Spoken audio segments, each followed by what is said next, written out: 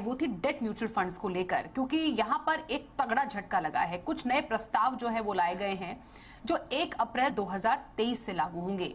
प्रस्ताव क्या है बताने के लिए हमारी सहयोगी नुपुर जैन हमारे साथ। नुपुर, जरा बताइए, डेट म्यूचुअल फंड निवेशकों के लिए इस फाइनेंस बिल में कुछ बहुत ही बड़ी और अहम खबर है, टैक्सेशन को लेकर बदलाव होगा, क्या है ये?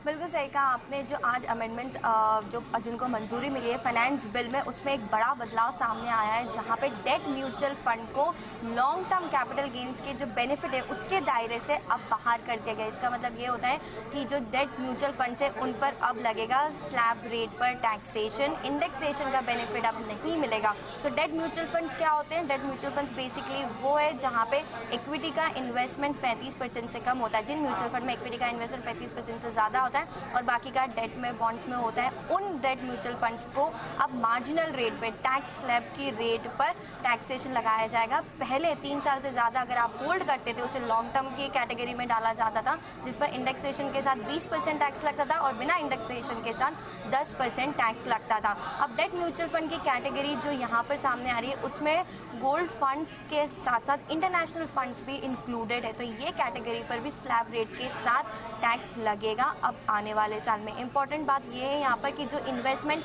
1 तारीख के बाद किए जाएंगे उन पे ये नए नियम लागू होंगे।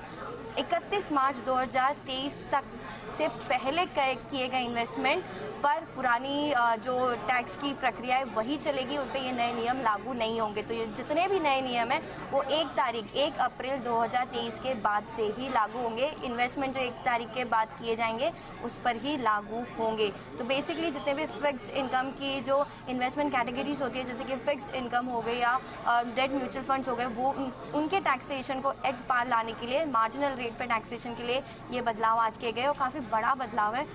जहाँ पे जो इन्वेस्टमेंट आप 1 तारीख के बाद करेंगे तो आपका जो रिडिम्पशन होगा उस पर टैक्सेशन स्लैब रेट पर लगाया जाएगा, ना कि लॉन्ग टर्म कैपिटल गेन्स के जो बेनिफिट्स मिलते थे वो नहीं मिलेंगे।